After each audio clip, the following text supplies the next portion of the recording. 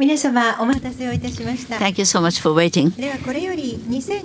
We will start the second part of the Goi Peace Foundation Forum 2012. It's a talk session.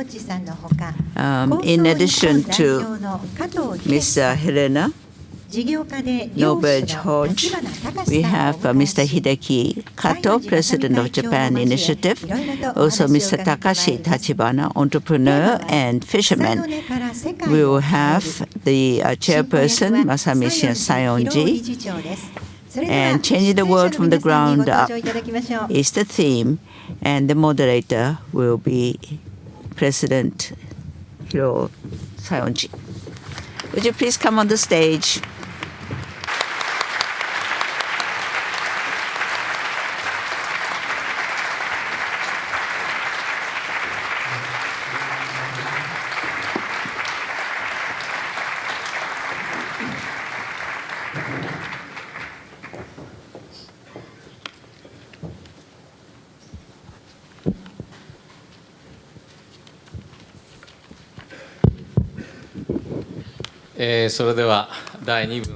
We would like to start the second part of the forum, talk session.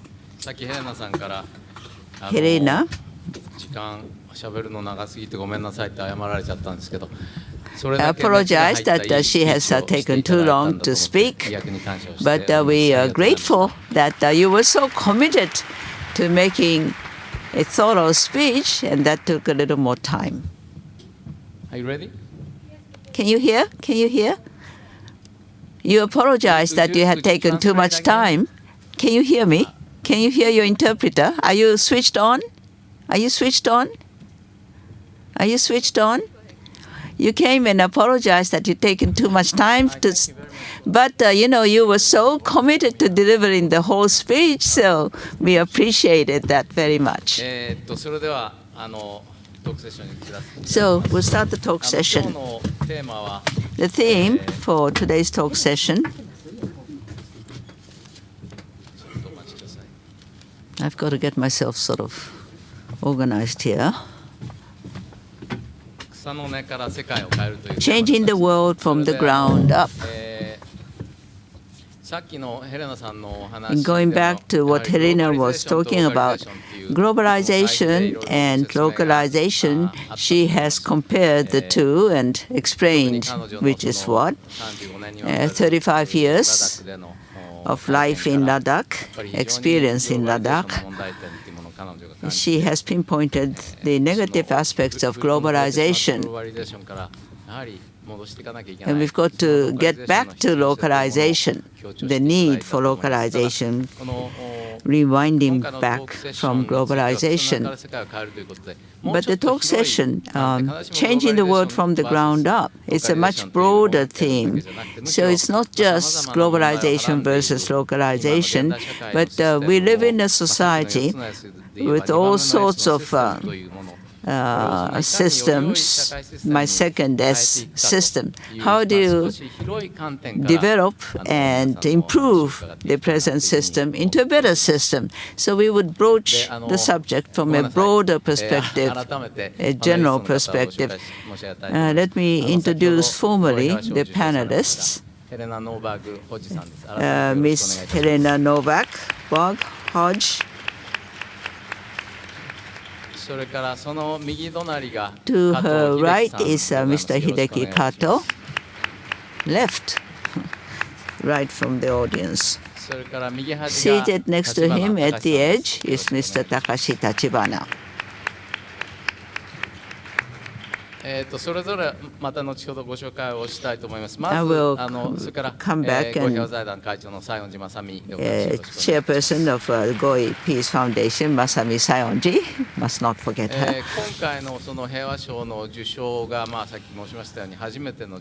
This was the first female recipient of a Peace Prize. And so she's very special. And lady first, of course, here. We'll start with Chairperson Masami Saionji to share with us what you took from the lecture of Helena Norberg-Hodge. Well, thank you so much for a wonderful speech. I was very, very moved. Localization that Helena talked about. As we need to change the direction, we are at the stalemate now. If we continue to live as business as usual, humankind, nor the earth, cannot get out of the stalemate crisis situation. She has lived in Ladakh for 35 years, and she has learned a wonderful way of living. The most impression that I took was that we read lots of books and we listen to people from all over the world, but to live in Ladakh for 35 years and translating Ladakh into English, and whatever she writes is translated into 50-odd languages. So I have tremendous respect for her. Where are we heading? Are we really happy, full of materialistic good things that we have? And I think all of us, each one of us, asked that question. I think Helena put the finger right on that. She's not denying globalization, but she's talked about the wonderfulness of localization. How do we live for the future? What is real happiness? What is the true happiness? And I think she has shared her own experiences on those important subjects. Very grateful that she's done that. And having listened to the wonderful message from young people, I put my hand on my heart, you know. Mea culpa, what have we adults have done? But we do see wonderful generation of young people growing up. And so that's wonderful. And it's sort of highlights localization to see those young people talk like that. So again, thank you very much. Let me introduce Mr. Kato. He was working for the Ministry of Finance, but he left the ministry, and he wanted to see things not from the politician's view or bureaucratic view, how life is going in the country, how can the new society, community be created. And he created a think tank, which is called the Japan Initiative. And I know him for 30 years. And this is the first time we're talking serious matter. But he's got a wide range of things in his drawers. And he started visiting different projects that the government is doing, which of them have the benefit of continuing, which should we stop. And he has experience of being away from the center in the local cities, and he is also the Secretary General of many of the initiatives. He is involved in a broad range of projects protecting the local culture, and I have read his book. And when he started, when he left the ministry and started all these activities, he was asking himself, what is the real happiness? What sort of system would enable people to enjoy happiness? So that is his motive in leaving the ministry and starting the initiative, the think tank. So he is a man who really fits the theme of today's forum. I congratulate myself for asking him to join us. I want to invite Mr. Kato to share with us what he took from Helena's presentation and share his thoughts with us. Well, thank you for that introduction. I think it was a bit too weighty.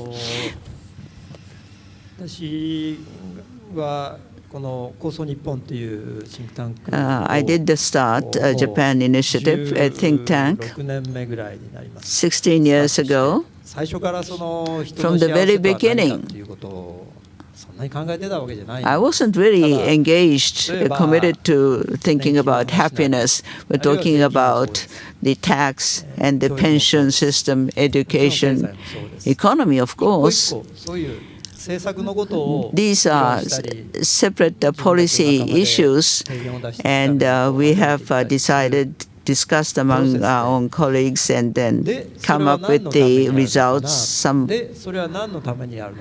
What is this for? And that is the question we ask ourselves all the time. What is this for? For what? And we do come to the outcome.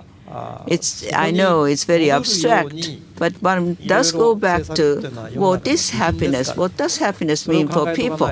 Because policy has to benefit the people, the community. So that's how it wasn't anything fantastic that we were trying to do, but as I visited each issue and took them all together, now where are we heading? And some years back, I'll take you back to Kyoto. There is a salted vegetable. It's a huge, maybe about 10 inches wide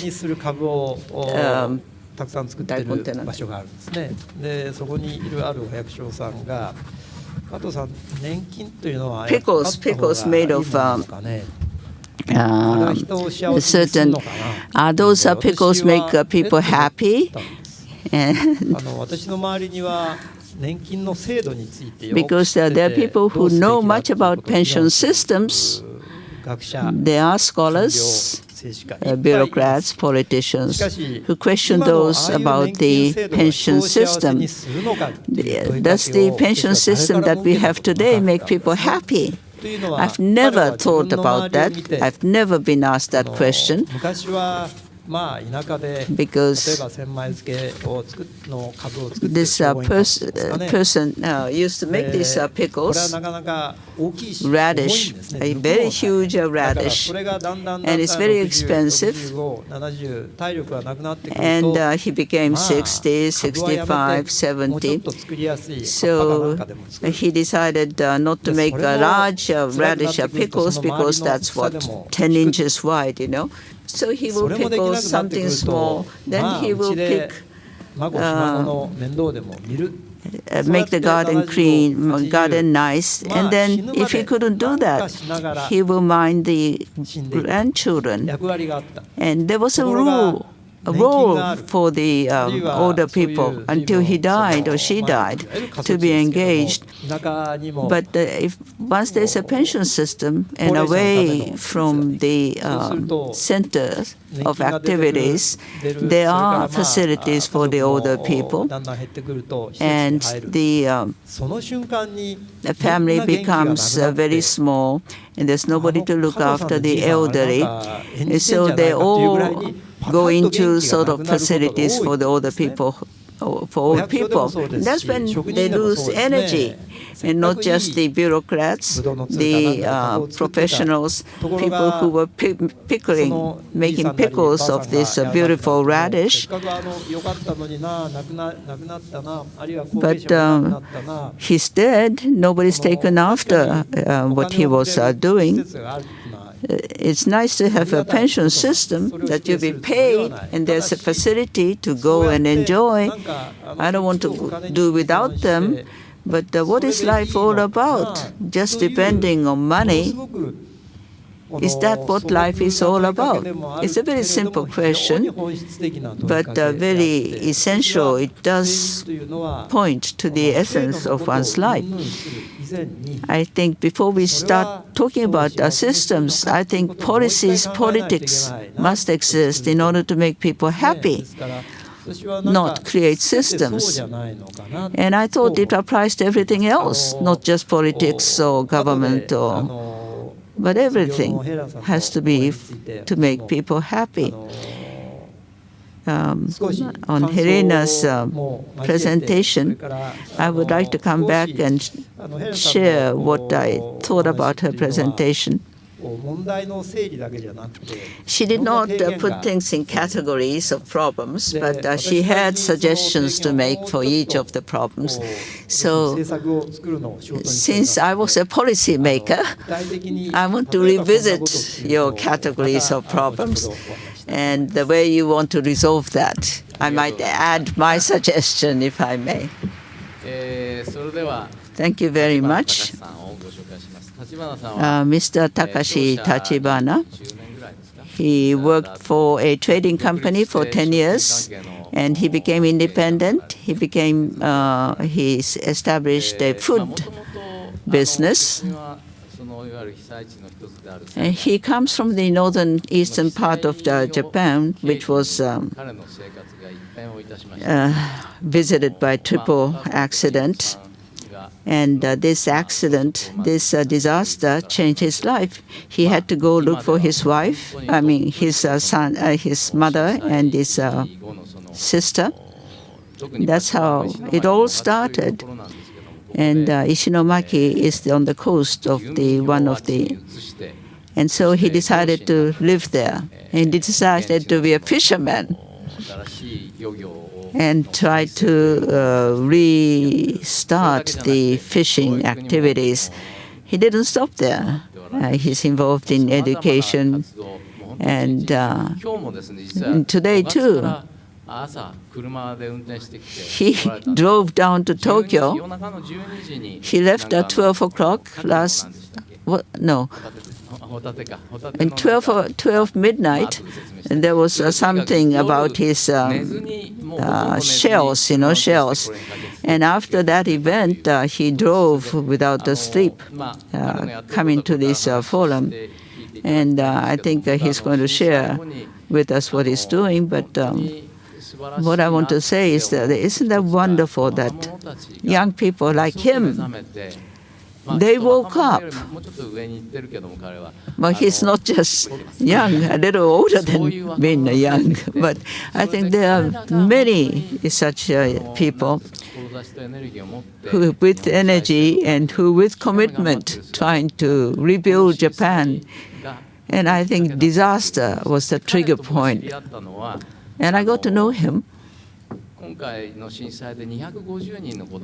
250 children have lost their parents. They were orphaned, 250 of them.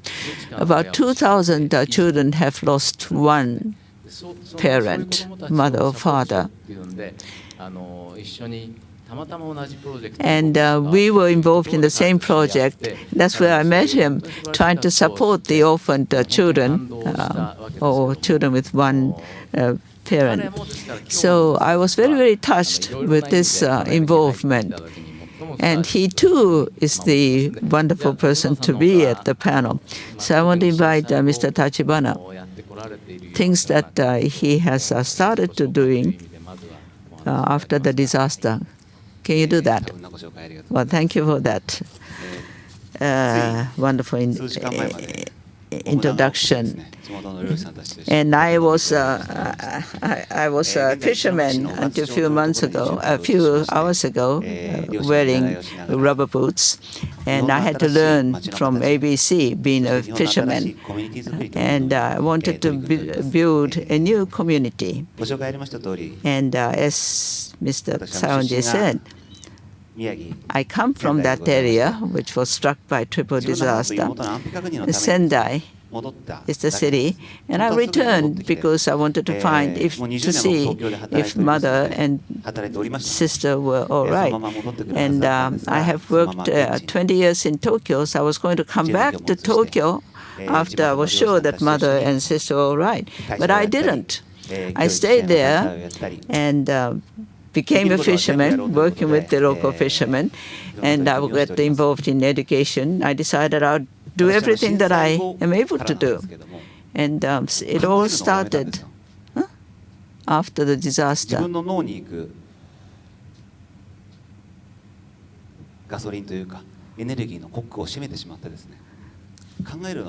And I stopped thinking.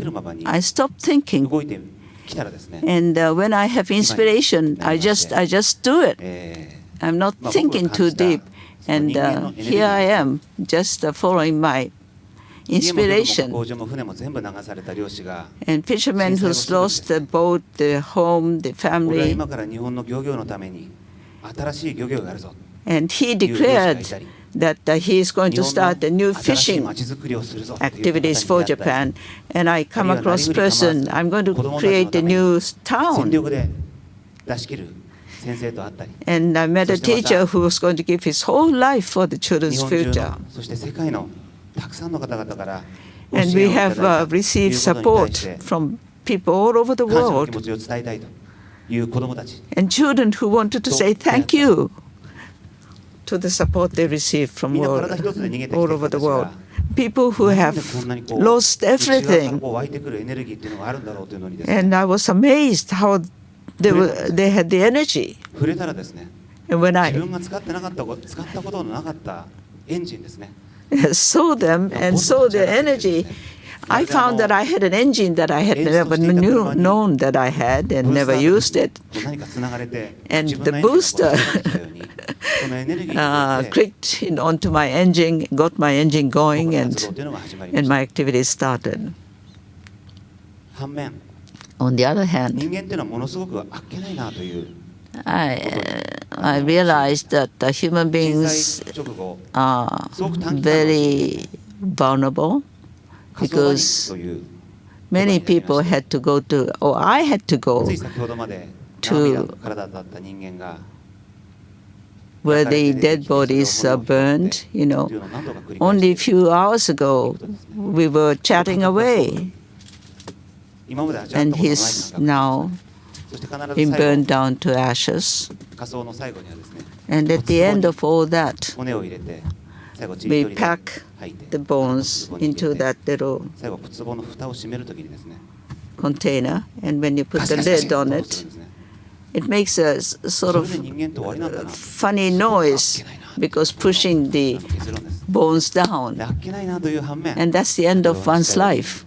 How frail the human beings are. You have the energy coming from inside.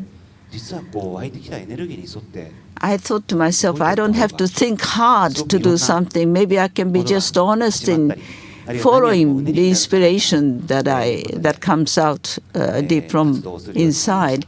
And that's how I start my activities. The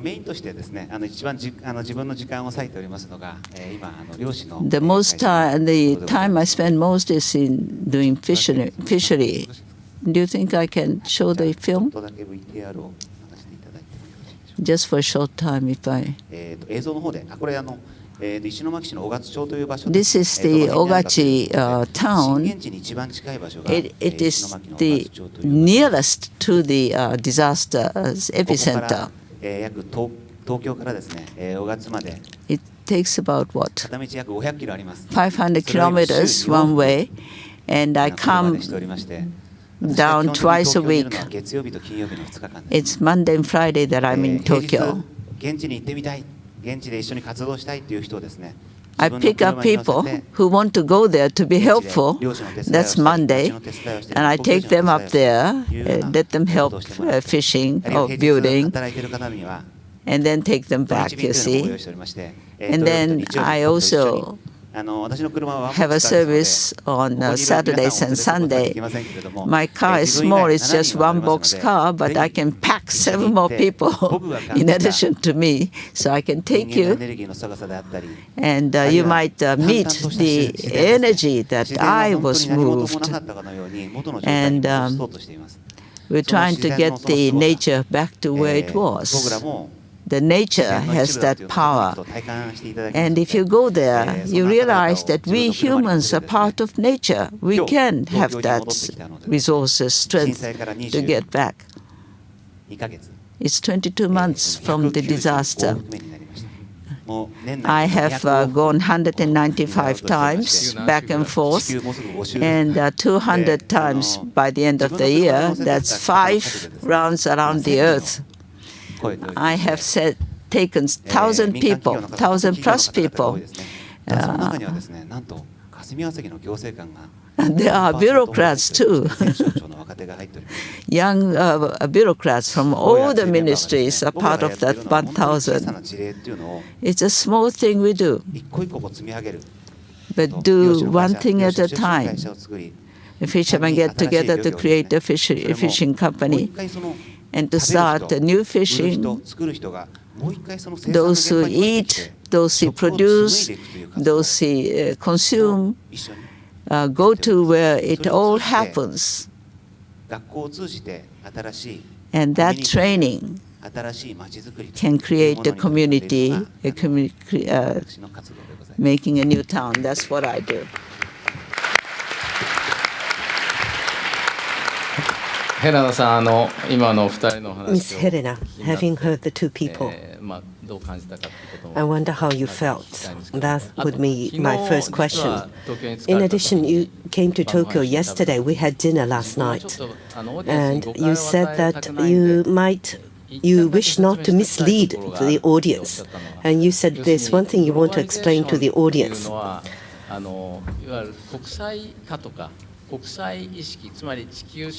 You said in the Goi Peace Foundation, we do talk about the life of the earth in the Declaration for All Life on Earth. But there's globalization of life and globalization of economy, and you said they need to be separated. That's one. And at the same time, globalization is not all bad, and localization is all good. As you said in the keynote presentation, you said that you wanted to make those 2 points clear. Maybe you'd like to elaborate a bit further on that. Thank you very much. Yes, to start with that, I do feel it's actually very important that we distinguish between globalization as an economic process and, if you like, globalization as a process of international collaboration, cultural exchange, information exchange, and even as international trade. Globalization as an economic process has been about this freedom of mobile banks and corporations to have more freedom to move around and to get more standardized products. For instance, within the EU is a process of globalization in that big business can't deal with different currencies, different languages, different measurements. In order to operate as a big company that sells and buys in all those countries, they need standardization, reducing diversity. And that's led to terrible ecological problems. There have been rules from Brussels about when the wheat should be harvested in Europe. Well, at the date that's set, in the Alps, it isn't even yellow yet, and in other parts, it's too ripe. So this type of standardized top-down decision-making is extremely counterproductive, and it's only there for the needs of these big businesses that need freedom. That economic globalization as a structural path to continue down that, I would say, is wrong and destructive. It's much more destructive than beneficial. On the other hand, with the global problems we have a greater need than ever for more collaboration, and I would argue for even more cultural exchange, particularly between North and South, meaning the so-called third world and the first world. There's a very great need for more citizen activity and experiential knowledge on both sides for a huge number of reasons. Because there are a lot of myths that are bandied about in the media about both sides. So this international exchange, collaboration, and knowledge and help is vitally urgent. And so even trade, there's nothing wrong with trade, but what is wrong is when monopolistic corporations that benefit from hidden subsidies and from changes in taxes that benefit ever more energy use and technology, destroy jobs, and have an enormous appetite for energy because of not just the transport, but the packaging and all the waste that creates, when they get an unfair advantage and therefore can sell products in local areas costing less than what local producers can do, then we have an inverted, dishonest economic system.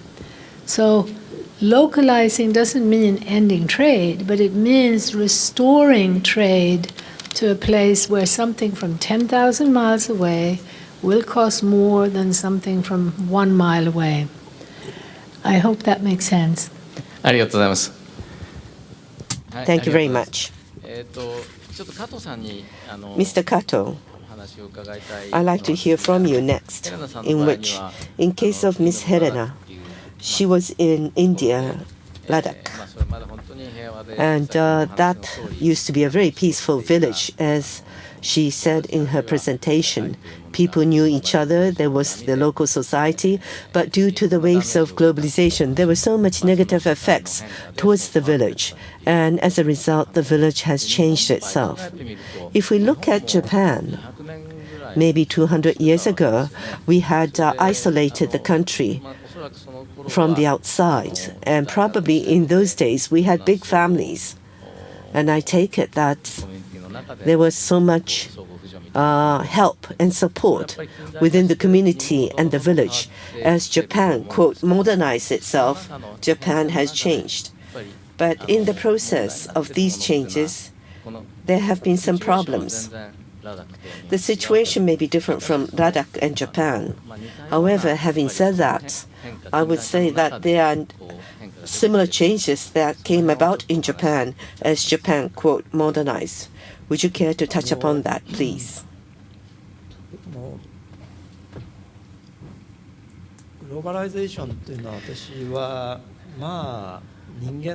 To me, globalization is, in a way, intrinsic sort of nature of mankind in one way.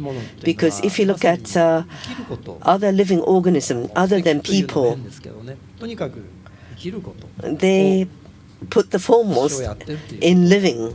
Living is the purpose. Whereas in case of Japan, people, we have brains, and as a result, aside from the mere living, people tend to be enthusiastic about other activities. A good example is probably climbing mountains. All the living organisms do not engage in anything that's dangerous, but climbing the mountain is, in a way, pursuit of something that's going to be more dangerous. Thus, people are so unique among other living organisms. So globalization is, in a way, was an essential part of mankind. Helena-san, in your presentation, said that there is greed, for example. And you said it's not due to greed, but it's because of the political decision and political system. I am in agreement half of it, and I am in disagreement for the remaining half. But in a way, I think we are thinking the same, because as you have rightly said right now, there is no boundary and limit to the greed of the people. That's why there's curiosity, saying that you want something more. And curiosity, if that leads to economy and money, then we have the system as we see it today. However, in order to have the system to expand your greed, there needs to be political decisions. And Helena, you've mentioned taxes and subsidies and rules and regulations, and you said that the systems come into play. But on the other hand, the greed has created the culture and civilization, and their greed has created, for example, homes for the people to live, as well as literature and philosophy. So you don't know which way it's going, the greed, because it's the curiosity that leads the people, and it all starts with the brain and the greed on part of mankind.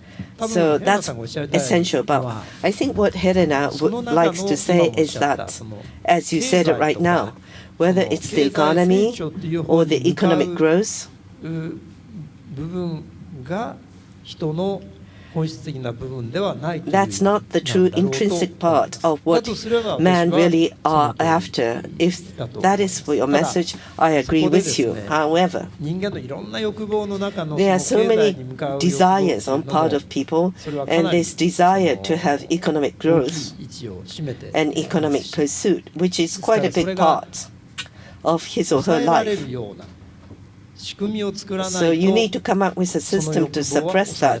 Otherwise, that desire would not have a stop to it.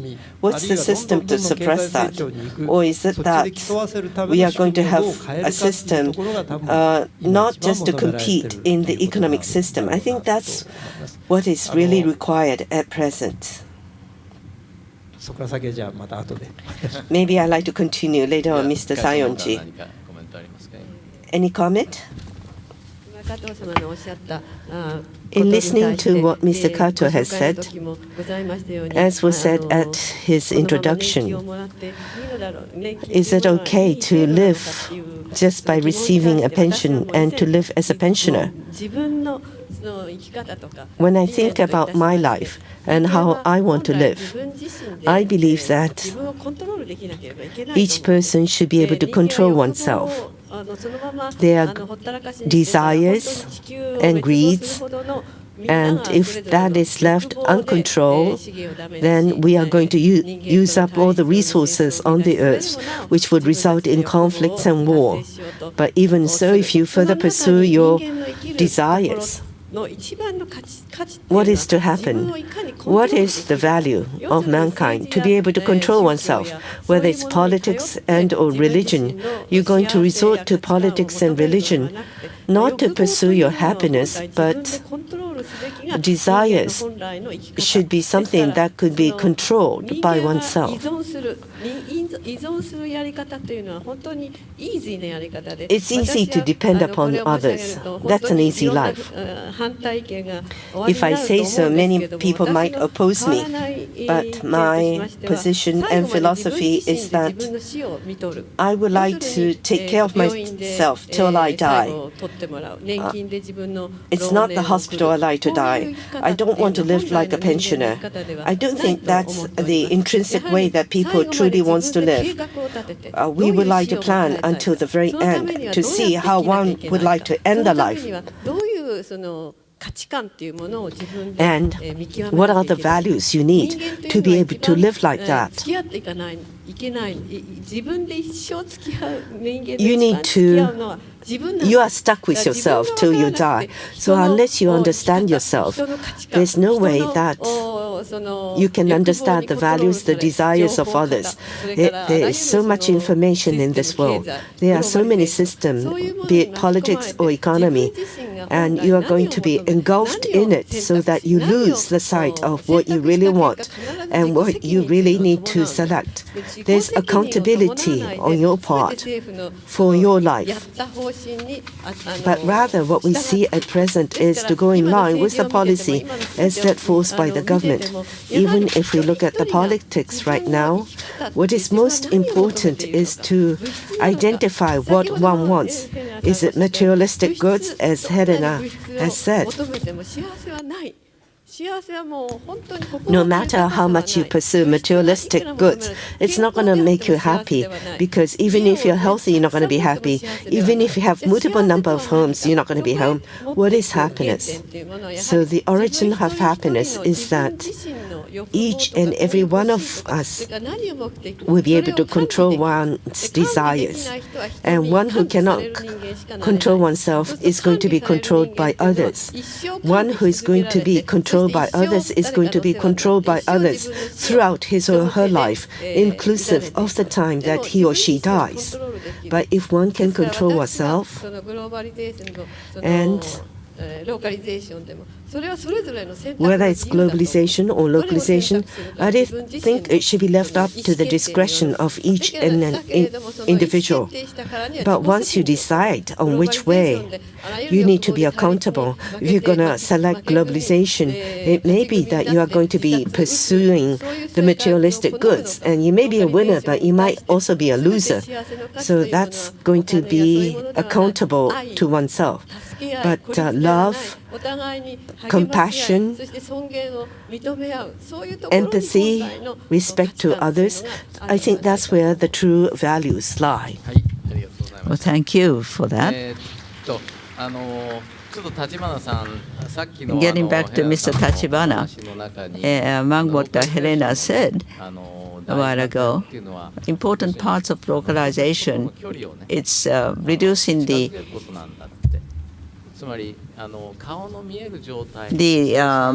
distance between person and person to be visible, as producer and consumer. We become irresponsible because we don't see the face of the other. The sense of distance that you can see the other face, and that's where there is the relationship with the humans, and that's localization. That's exactly what you're doing, don't you think, Mr. Tachibana?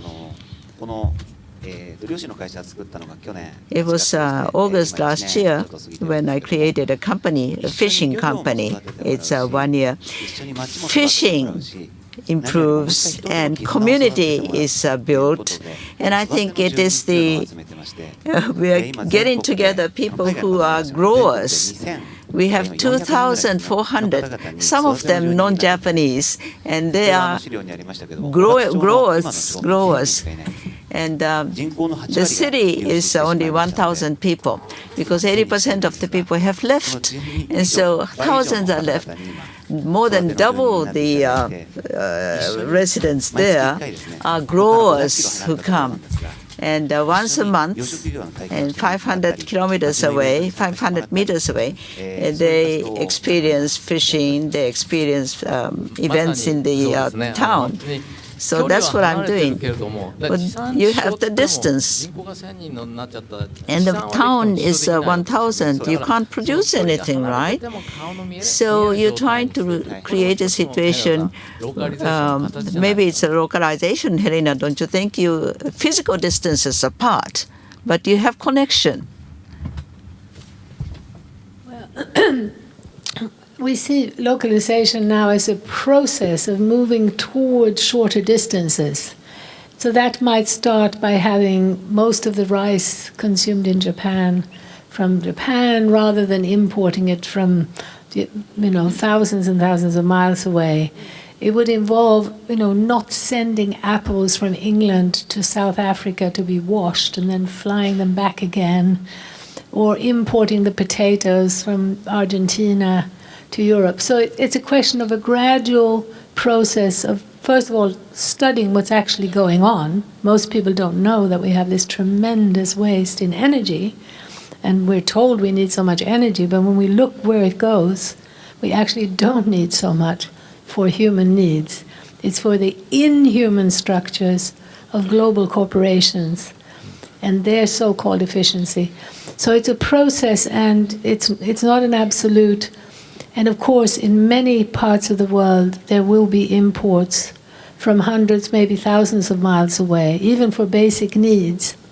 But what does excite me is the awareness that since the birth of the modern economy, no region in the world has systematically tried to study how they could enrich by diversifying economic activity, reversing the principle of comparative advantage to see, for ecological reasons, we want to use less energy and we want to employ more people. What can we do with agriculture, house building, clothing, all those basic needs to have them come from closer to home? And there are some wonderful examples now, even in Japan. For instance, in Ogawa Machi, there's a farmer, Kaneko is his name, and he's been developing the most amazing diversity of products. And he has shown that if we diversify and scale down and have more help on the farm, Japan could feed itself. There's enough land for Japan to feed, but it's not going to happen overnight. It's a question then of the policies that have studied these local small initiatives and have seen how these policy changes could help. Can I also take this opportunity just to say how impressed I am with the interpreters? I notice that they're gesticulating, they are so lively and so quick and so excellent. And while mentioning people we don't see, I want to also compliment your 3 wonderful daughters I met last night. So some of the invisible people here, your 3 daughters, and my husband, who's also invisible, but I'm so grateful to him for joining me for this important occasion. Thank you, John. Thank you. 加藤さんどうぞ。Mr. Kato. 私自身はそのヘレナさんの意見に全く賛成。 I personally do agree with what you say, Helena, but not just in Japan, but I think globalization is a household word, but localization we rarely hear. I think these are strange, rare people in the audience who got to know localization. And going back to what Helena has said, most of the people who have heard Helena would say, well, you can say localization, we go for more choices, more options, the cheaper the better. So get all things come from all over the world. And let me have the freedom to choose. And let's have deregulation, liberalization of economies. And I think most people would say that. And I don't want to say whether that's good or bad. But for the people in the audience, I don't have to ask a question. Say what I'm about to say. But I do want you to think about it. There are economists and people who are on television every day commenting one thing or the other. And I would like to say that you ask such questions. Waste and efficiency. What is waste? What do you mean by efficiency? You say efficiency is good. That moment, everybody says, yeah, efficiency is good. But nobody thinks about the definition of efficiency. And waste is bad. The moment that word is used. But do we give thought to what we mean by waste, what we mean by efficiency? We don't even think about it. We don't even discuss that. Whether it's energy, water, food, all the waste that come out of using all that, whether you dispose of them locally in small bits, or do you gather them together? And water. Are you going to create a dam, pool the water, and have the water system? Or use, which is more efficient, collect rainwater in your pool, and we say it's more efficient to pool everything together. And that applies for cattle raising, making rice, vegetables, whether it's automobiles, PCs. Concentration brings efficiency. Please ask whether that's really true. And I haven't used this example, so I may be off, but let me say it anyway. The precipitation that falls on Tokyo per annum, 650,000 tons. I've heard that, 650,000 tons. Including industrial water, the amount of water we citizens of Tokyo use. Do you know? Do you know?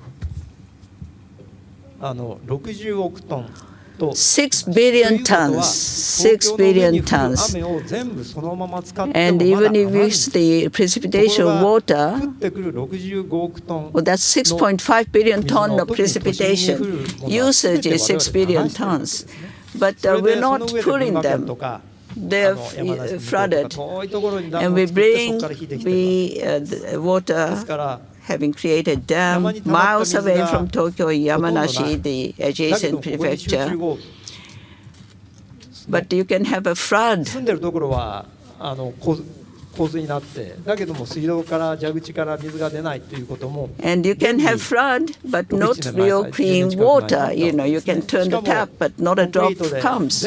We experienced that because we have all concrete. The water is rushing away. You need a big pipe because there's not enough pipe to drain the water. We are flooding some parts.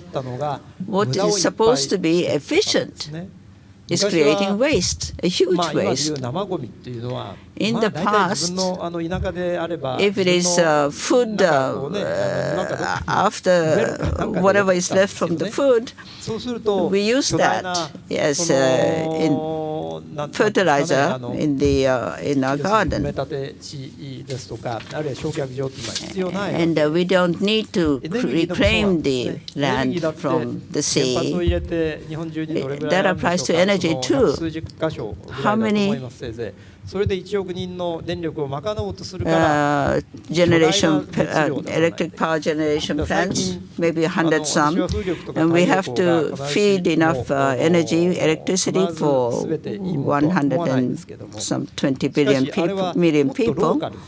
But if we have a localized, or should it be decentralized, the electric power generation plants? I think we need to revisit that issue in terms of efficiency and waste, to concentrate それと対極 things. にあるのは自給自足ですよね。 And that's to be efficient yourself. You wake up early, you fetch water, you pour that on your vegetable, and we have old stories, you know, grandpa goes into the mountain to cut grass, and you don't want to use energy for waste, not necessary things, so you don't get too exhausted. But we live exactly the opposite, and we call that division of labor. But self-sufficiency, what does that mean? For one person to do everything, division of labor that we are used to. Everybody doesn't do one thing. But to do everything together is called efficiency. For one person to do everything is a waste, people say. But if a person has to do everything, he only does what's necessary, so there's no waste. And today, because everybody does one single thing, and people feel no sense in having to do that. So we can't go back to the days of self-sufficiency, but between those two extremes, where is the optimum? Let me say another thing. And I think Helena talked about being visible, to see the face. It may not be self-sufficiency. 10 people, 100 people. And if it is a small community, we get to see each other. And you don't probably need complicated rules or laws because you don't see each other. You've got to make the rules because you don't see each other. And that we abide by the rules. And that's the information, that's the transparency business. And if you see each other, it's transparent. Information is all there. Just because you don't see each other, you don't see the face. And since everybody does only one thing, there's no linkage, so you try and control it with rules. And just because you have rule, you think you have transparency. So why don't we do little things? You don't need rules. Is it the moral principles that you ought to have? Or is it the rules that you want to have? For efficiency, do you do it by division of labor? Do you do it big? Do you do it small? Do you do it slowly? You leave it, do it quickly? If it's one or the other, complex mechanism is created, and the whole thing may be wasteful. Well, I know I'm saying, putting it very generally, but it's very worth asking that question. Do you want a complex situation with all the rules and everything is counted by money? Is that good or not? And I think that is the major question that Helena has put to us, that we ought to think about these things. I'm glad we have Mr. Kato as one of the members of the panel discussion. In the beginning, Helena looked a bit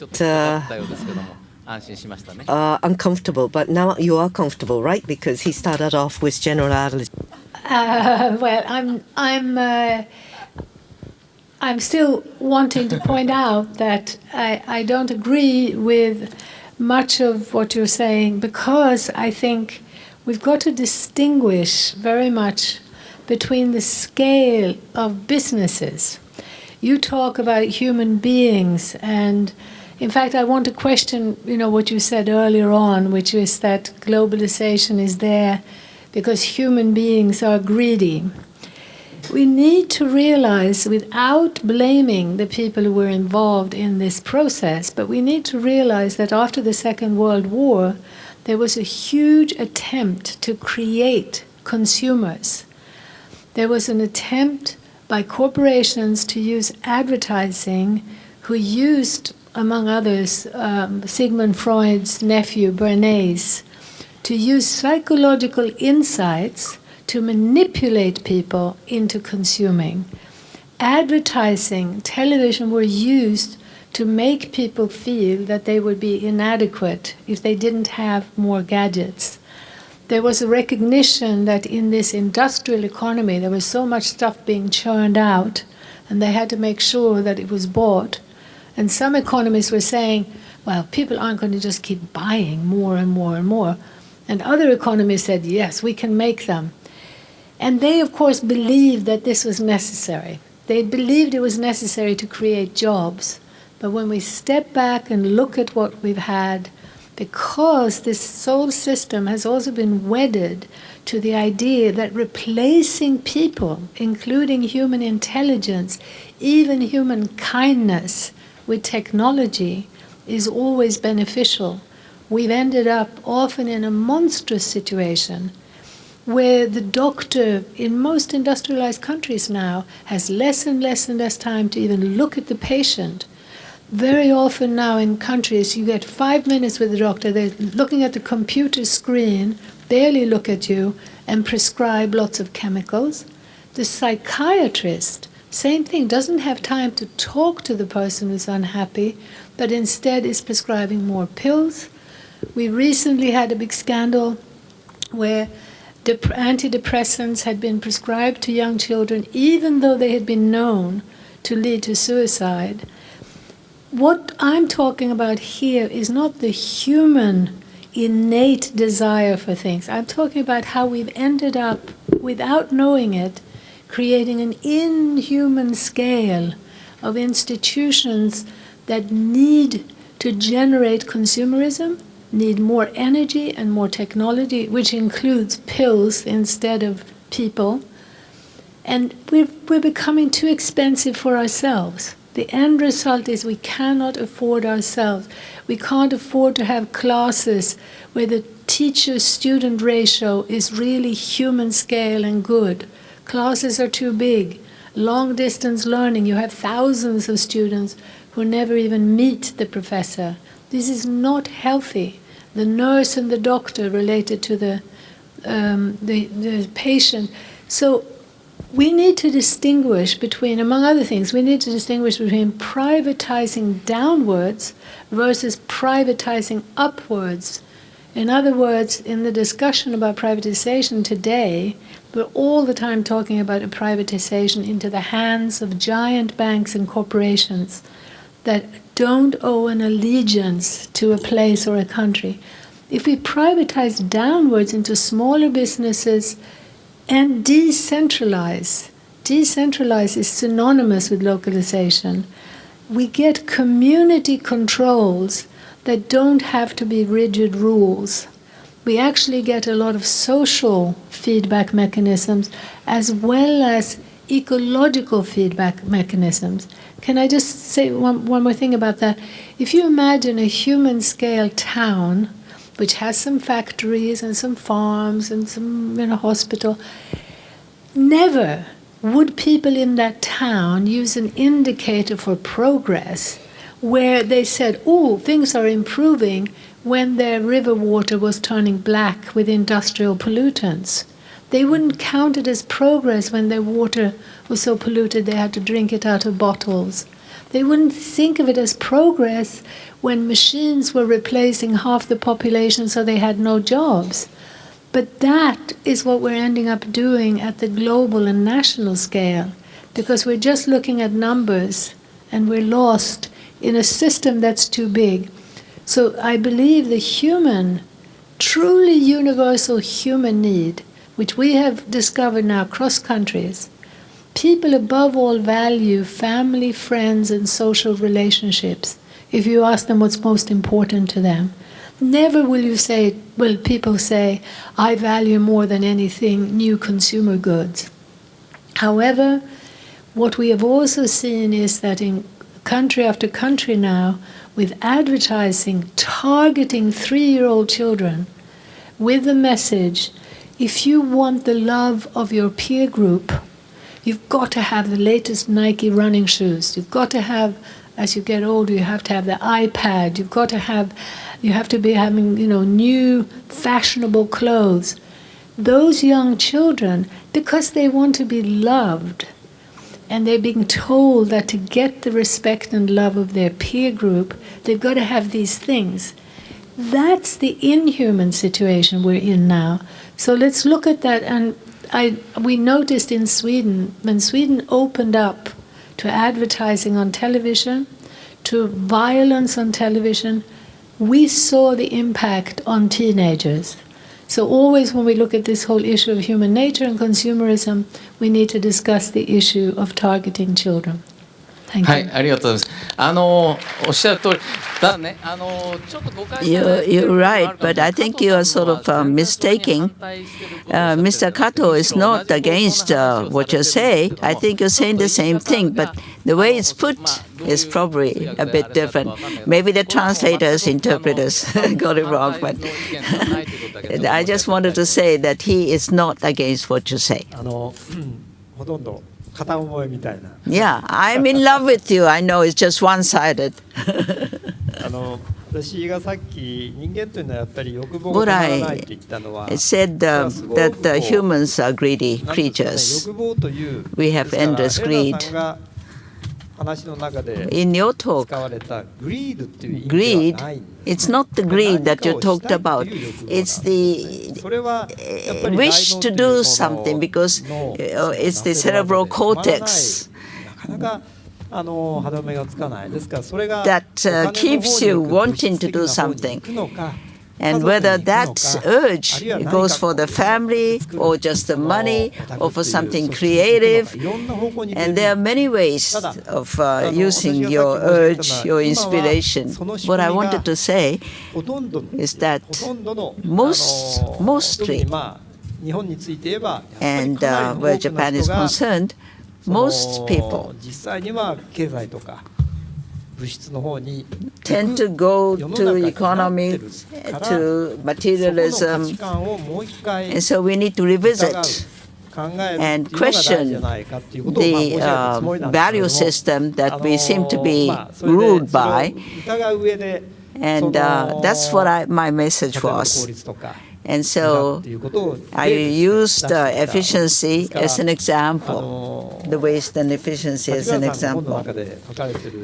What Mr. Takashi said 何にもないとこになると Nothing is there when there's それ nothing. から何にもないと今ヘレナさんがおっしゃったよう As な Helena has just said, but if there's nothing, no sneakers, no new sneakers, no nothing, no PCs, no televisions, 何にもないところ no で automobiles. 生きるか死ぬかの Whether it's life and なる death, とすごく人が喜ぶということに何かをするということが自分の喜びになる to do something is a joy. To do something is a joy when there's nothing そ else. の価値観とか The 見える value systems that we accept, what we see, 仕組みにしてるものがパーッとなくなってしまうとですね and if we lose all that is made, 変わる maybe our sense of values change. If all the things we're used to disappear, we're not going to have tsunami visit every part of the world, but we need to rethink our value systems. What would trigger us from revisiting our values? And that was great. まさにそういうだから今日のテーマの幸せの価値観っていうのも The まさに values of happiness. That's exactly what we meant. New civilization, new community, which is the direction we're heading. And direction will change depending on where we put our values. コメントがあった立花さん Mr. Kato talked about Mr. Takashi. So 自分の生き方がね Tachibana, disaster has changed your life completely, right? ある意味でその幸せな働き方とか You had happy way of working. とにかくいろんな仕事をして Anyway, 20 years you've been trying to find happiness by doing this job, that job. Now you, having lost everything, being with the people who have lost everything, you found happiness. And trading company, and I worked 10 years and I became president of my own company. But myself, 20 years of hard work, and I was not quite happy with the results. Because I was engaged in the supply chain, centralized supply chain. If what is produced domestically, we will import that. And I was in the food business, in the trading company. And I was very careful for what I eat myself, because our body is the result of what we put into our mouth. And so I felt that I wasn't quite honest the way I worked in the last 20 years. And the disaster took me to places where I'd never thought of being. And I think it was a good timing that I just had to change my life. And the people who I took up there worked for hospice. And I asked, hospice must be a terrible job. No, that person said, human being leaves the energy when they die, leaves his energy or her energy when they die. And tsunami and the earthquake have taken many lives. But those who went have left something. They left the energy, this person told me, after they disappeared. And maybe I shouldn't say this, but I think what makes you live, how you die, must be most important. And I felt that I need to change my life for people who wanted to be here alive, not gone. Well, for disaster and tsunami and the nuclear power plant accident, major disaster. And I said the young people have changed or in the process of changing. So I would like to invite Chairperson Masami. Do you also agree that the Japanese are beginning to change after disaster? Yes. I feel that the Japanese have changed to the wonderful direction because of the disaster. I say that convenience, materialism was all that we found happiness in. And some of us have been left out. And I'm saying the same thing, Helena. Some are winners, some are losers because they couldn't quite make it to that success. But humans are born with compassion, love, wanting to help others, to be grateful for things. And money and materialism, social status, power, honor, because that was all we lived for.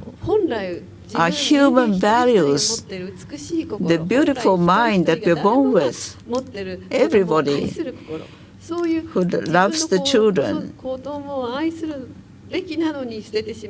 And some people who must love their children have abandoned their children, killed them, some of the mothers, because they have lost the way because of the situation. Young people who want to work, but there's no job available for them. And to live is to be able to help serve other people. If there's any meaning to my life, is to make someone happy. For me, for my being here, I'm being good for somebody. And I think that's what we should feel, we feel. But we didn't have the chance to feel that way, rediscover our worth, because we were too busy doing something, no time, no chance, no trigger to stop and think about this, because we've been run by many things. Because of the March 11th accident, disaster, we were able to stop. And what is the meaning of life? And many of the people who were victims, they had very small bread, but would share that. The children learned to do that, and to be grateful to the NGOs and the volunteers who come to help. So, and even among the victims, they were volunteering to help each other. And Mr. Tachibana, as he's just said, this man left his own company to do something to be helpful. It's something that's been suppressed so far. Beautiful mind of love, wanting to be helpful, wanting to serve other people, for people to rediscover that. I think the value of each person's life has been lost because there was loss of communication. There's too many depression, too much depression taking lives. But now, after the disaster, community is beginning to be built. And even in an apartment house, we didn't know who lived next door. But we're beginning to say, good morning. Communication is beginning, I think, to take place. And that's a major change for us in Japan.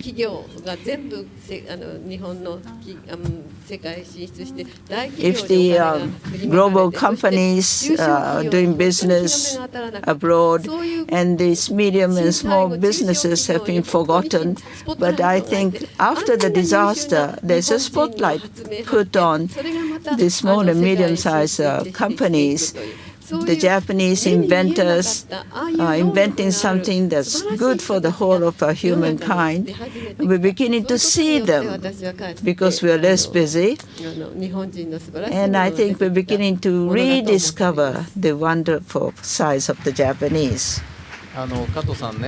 Mr. Kato,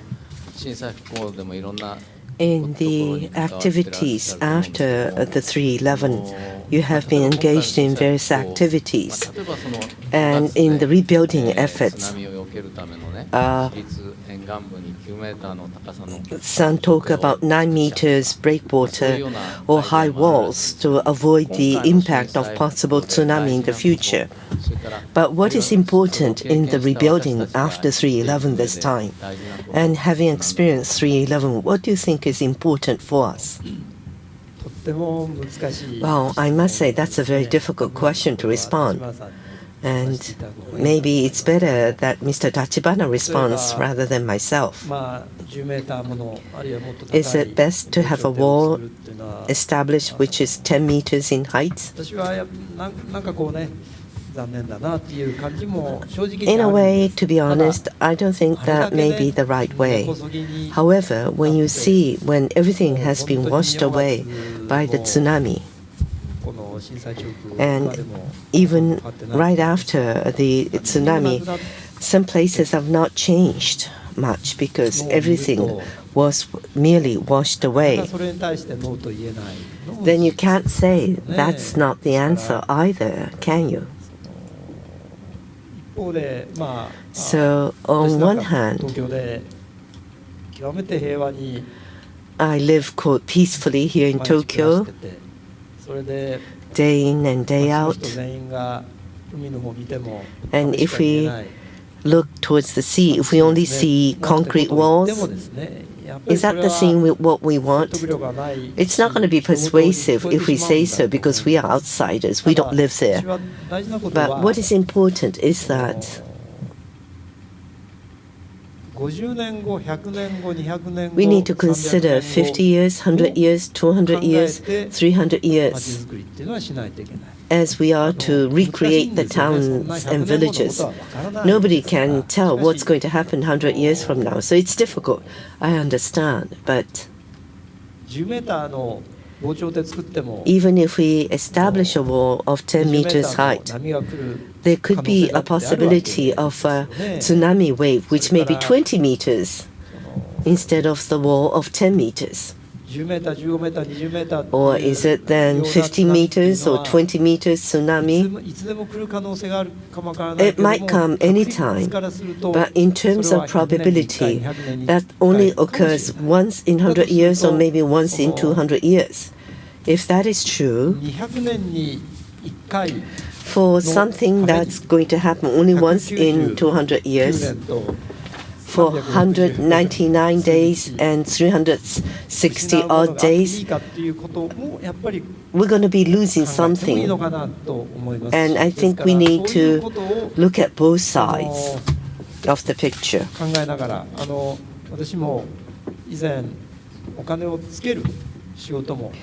I was in the Ministry of Finance in charge of allocating the budget. It was not for earthquake and tsunami, but in Mie Prefecture, there was a beautiful river. And with the torrential rain, the embankment was collapsed and some lives were lost, unfortunately. Then, for the government in charge of the construction, they would say that we would need to cut off the road and make the width of the river double so that embankment will be constructed. Up until then, it was just the teeny-weeny water that was flowing in the river. And there were some cherry blossoms on the embankment. People enjoyed the scene and had fun. And just because there is going to be possible flooding once in 100 years, are we going to give up this beautiful scenery and the environment for 99 years and 364 days? Most people don't live up until 99. So there could be majority of people who need to give up the beautiful scenery, for example. So it's not either or, I think. The people in the community should have good discussions among themselves and find whatever the solution is best suited for that local community. Yes, I agree. As Helena-san says, she doesn't say localization is absolute, but she places importance in the process and directions. As you think about localization, you said that localization is not uniform, one size fits all. So that in each community, in each town, in each village, there is the unique localization that best fits that local community. We are sort of running out of time, but today we are to talk about the values of happiness. Thus, I'd like to ask each member of the panel to speak about this topic or what is important in our life in the future. Can I have a comment from each and every one of you? Who would like to start? Who would like to start? No, Helena-san, you be the last, I think, after you heard everybody else. Okay. What is true happiness? True richness is the heart. Is the heart. Just one word? Yes, the heart.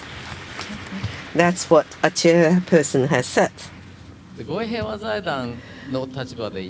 On behalf of the Goi Peace Foundation, as I touched upon the Declaration for All Life on Earth, we consider Earth to be one life. Whether it's the plants or animals or people, all of these are living things in which they are the important members of the Earth. And in the declaration and the philosophy thereof, we would like to create the sustainable society that is respect towards life, respect towards diversity, appreciation and coexistence with nature, and balance between physical and mental parts, which are the basic principles on part of the Goi Peace Foundation. We feel that in order for the world to be peaceful and for each person to be happy, respect towards life, respect towards differences, diversity, respect towards nature, and respect towards heart. That's the kind of society we believe is going to bring forth the values of happiness to each and every one of us. Mr. Kato? 私は自民党の総裁が安倍さんになったから Mr. Abe is now the president of LDP party. And it's not because former Prime Minister Mr. Hatoyama is there in the audience. But at the time of the Abe cabinet, they were talking about innovation something. There was an innovation something conference in 2025. They said that robots will become popular in Japan so that they would do the cleaning, the washing for you, in which it's going to make everybody happy with the rosy future that was depicted. I think that was a committee. And they even came out with a comic strip, Innovation Family. And one party talked about beautiful Japan. And I thought that was not beautiful at all. The reason why I say so is that when you look at the happiness of a person, it's not something that could be generalized. But when you get up in the morning and wash your face and eat your breakfast and do your work, it may be that you clean the house and that's your work, or whatever the work. Whatever you are to do is to be done with your heart and mind. And if things go well, you're going to be happy. If it doesn't turn out well, you're going to try harder so that next time it's going to be better. So that you have a day like this and tomorrow and the day after. I think that's where we can find the happiness of a person. And why was it that I talked about the innovation, this and that in the committee, is that if there's a glass and the dishwashers would wash the glasses. However, we used to wash our own glasses. And if the child is asked by the parent to wash the dishes or the glasses, and he or she will be scolded if he hasn't done a good job. But when he's done a good job of washing and clean the dishes, he's going to be happy or she's going to be happy. So that, as I said in passing earlier, whether it's the rules or the morale of the people, even to wash a little glass, how can I make it? My fingers are not long enough because I'm still a child and can't reach the bottom of the glass, but how can I clean it well? Accumulation of little efforts like this is going to result in culture and something that's called beautiful. And if we don't have that, nothing comes out. まあそれが基本かなと。 And to me, that's the basics. 本当はこのローカライゼーションのですね、ヘレナさんがおっしゃってる。Helena-san talked about localization, and there was going to be a proposal that I wanted to suggest. It's going to take 2-3 minutes. Maybe we don't have time here, or should I do it after the panel discussion? My boss is very stringent with time, but let's give Mr. Tachibana an opportunity to speak. Okay, 1 minute. There was one thing I wanted to communicate. What's happening in the area being damaged by the tsunami, there was a basic issue. It's just that the time horizon has become shorter as a result of tsunami. Maybe this is something that's happening in many villages in Japan and other countries. These are the fundamental problems that we are facing. And if we don't tackle with them today, 10 years, 15 years, 20 years from now, everybody's going to face more or less the same problem wherever you may be. So this is something that I would want you to be engaged in and to be involved in. So please ride with me back to Sendai. And the happiness, yes. The values of happiness. For a high school student or college student or junior high school student, they have the experience of doing the fishing, of other activities, but in the end, the local students would say one word to the high school who have visited from out of town. They say, please say thank you to what you take for granted every day. In other words, every day is such a happy day for everyone. So they say, please do not take granted the happiness you have today. Helena, bring up the troops to the audience if you'd like to say something. Yes, I would like to say that the economics of happiness or localization is happening even in big cities. And in the big cities around the world, people are realizing that they often feel unhappy because they're too lonely, they're too cut off. And they're too cut off from each other and from nature.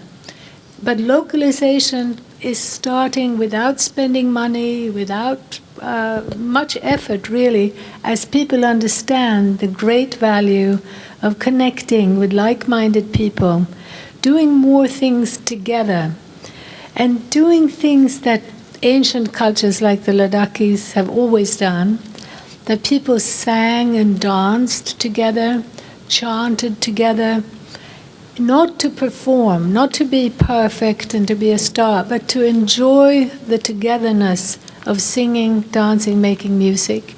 They cook together, they garden together, and they often actively try to get their children away from the screens, from the iPhone and the computer and the television, and go out into nature where they together encourage that you can feel that connection to nature. Your heart, your body, and your mind quiets down from the intellectual talk. So that reconnection to each other, to nature, to music and dance is also about a slowing down, allowing the rhythms, so that the deeper connection, the reconnection, internal connection, as Masami was saying, is listening to the heart. There are even exercises that people are doing, training their minds to be in tune with the waves of the heart, the rhythm of the heart.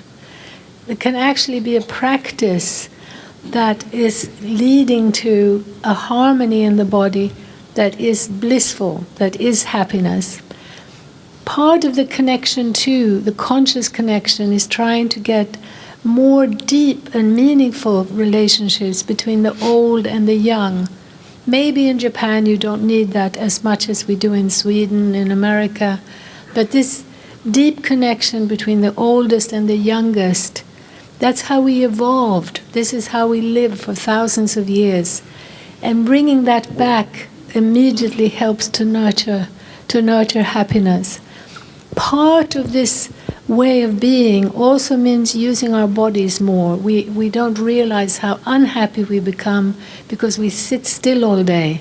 Moving, using our bodies is something that we need for our bodies and our minds and our hearts to feel happy. These are all simple things that we can learn. I call them ancient futurist trends because I learned them from Ladakh and saw the changes. I hope, maybe I should make a plug, I hope that you will look at my book, Ancient Futures, which I think is available, and also the film, The Economics of Happiness, where we lay out some of these arguments that are very, very simple steps to localization and to happiness that we can take in the big city and right now. Thank you. ありがとうございました。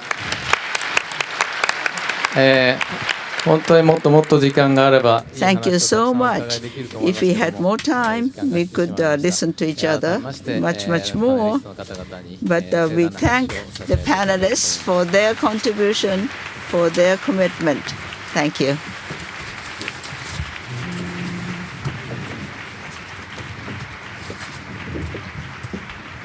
どうもありがとうございました。 Thank you so much. Thank you, panelists. Let's give them a show of hand, how much we appreciate.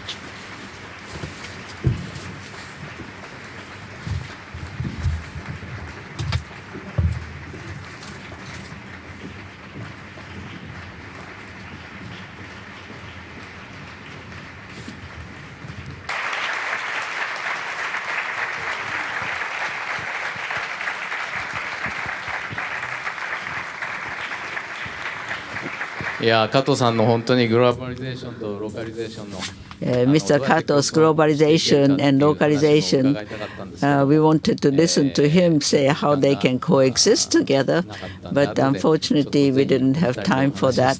Please talk it over later, Mr. Kato and Helena.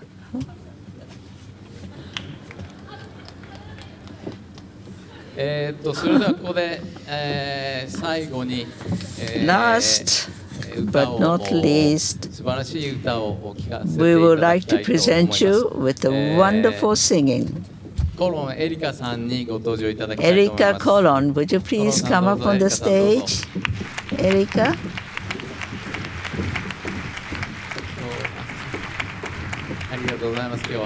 Thank you so much for coming. Erika is born in Venezuela. Your father is a Belgian, and your mother is Japanese. Yes. And you have studied music all your life. And before the disaster too, you have sang, praying for peace. My father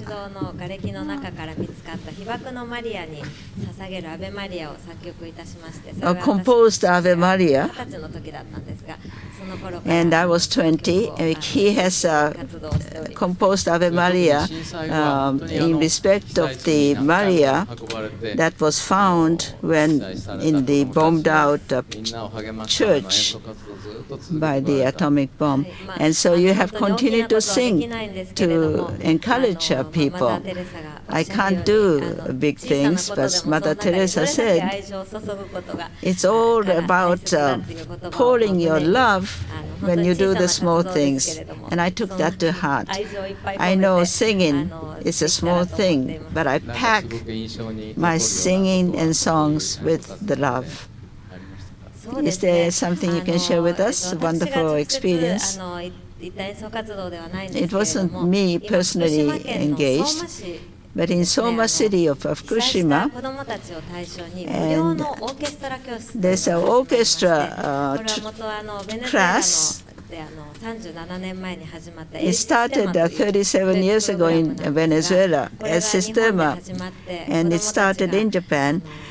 Training children of fishermen, children who have lost their homes. They holding the musical instrument and playing it. And it was really, really で実は、コロンエリカさんは impressive and moving to see them. 駐日ベネズエラ So 大使の Erika 奥 Colon 様 is the wife of the Venezuelan ambassador in と思い Japan. ますけど、ちょっとどこにいら I っしゃる think your husband is somewhere in the audience, right? Ambassador of Venezuela. ですから彼女自身は大使夫人で So あるとい Erika う公式な立場もあれば As officially is the wife of the ambassador, そういう立場もあ and れば she is a wonderful singer. You have two children. 長男が金太郎君っていうね The firstborn son is 元気になってほ Kintaro, しいっていうね親の願いが込められてると思いますけどね and Kintaro was a brave little boy in the Japanese 今年の story. 5月に生まれたんで And the second child was born in May. It's a she. Her name is May because she was born in May. So she's a mother of two, and she is the wife of the ambassador. Your children are doing well? Yes, thank you. この痛々しい本当に2週間ぐらい前にね About 2 weeks ago, 転んじゃって she fell from the bicycle and she ギブスをつけてこられたんだけど broke bone, 舞台に立つには but she took it off to stand up on the stage. ちょっと痛々しいんですけどもそういう中でも来ていただきました本当に So thank you for coming, although you have a broken leg and you. 皆様どうぞご心配なく声帯は折れてませんので My vocal cord is fine. My name is Colon, so I fell, but.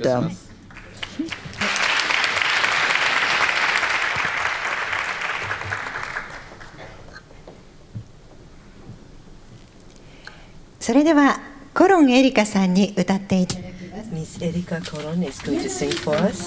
The piano shall be played by Miss Kanako Tsutsumi. The song is Furusato, My Hometown, which is a song that's very popular among the Japanese people.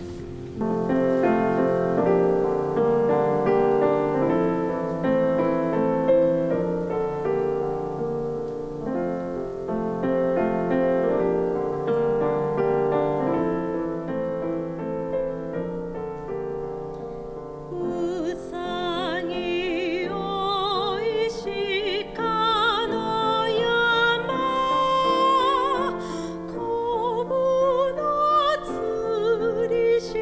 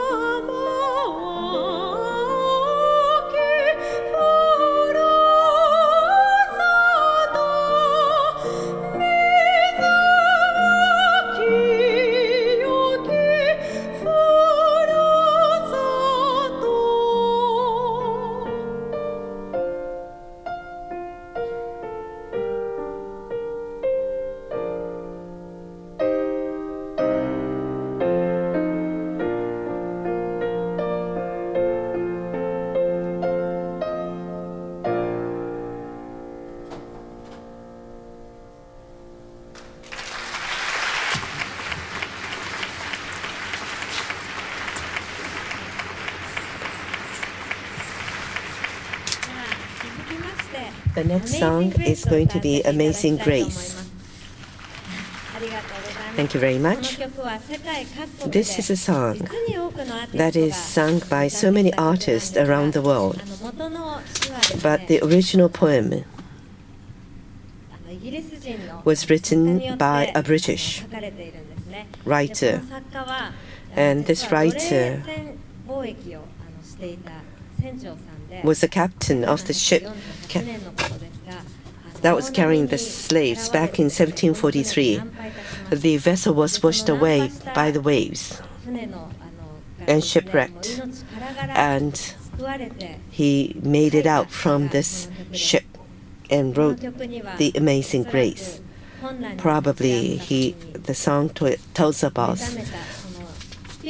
the spiritual message that he came up when faced with difficulty. At this forum, I have been listening to the presentations, and I have felt so many blessings. So the beautiful blessings that we all enjoy. And for those who are in difficulties because of 3/11, and for all of us towards the future, that we can live with hope. Please listen to the Amazing Grace, please.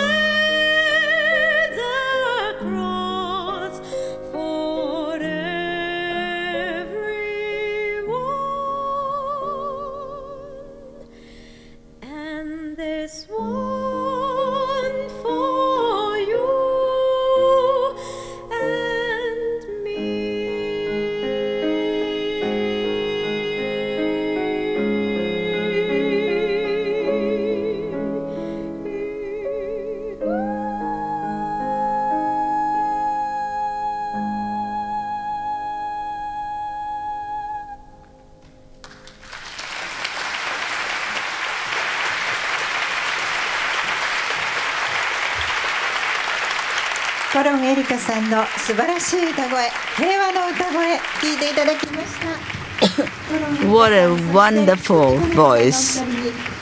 What a wonderful song of peace. Thank you so much.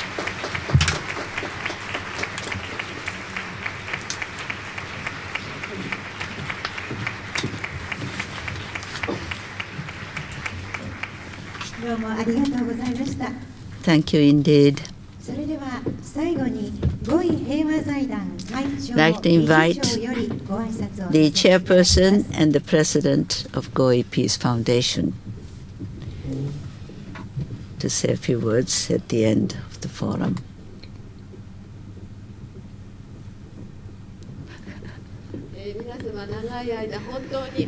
Thank you so much for staying till the end.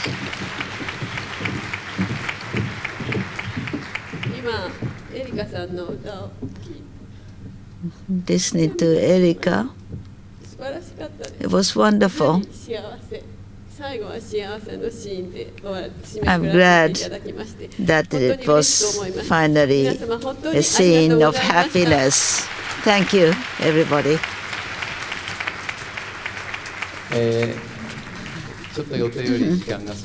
I think we spent more time than we had expected. So I thank you very much for staying till the end. I hope very much that you have something to take away from this forum today. This was the last day, Sunday of long weekend. It was a wonderful autumn day. Many of you may wish you had been on the golf course. I hope many of you say the value is high of happiness to be at this forum rather than on the golf course. Thank you indeed.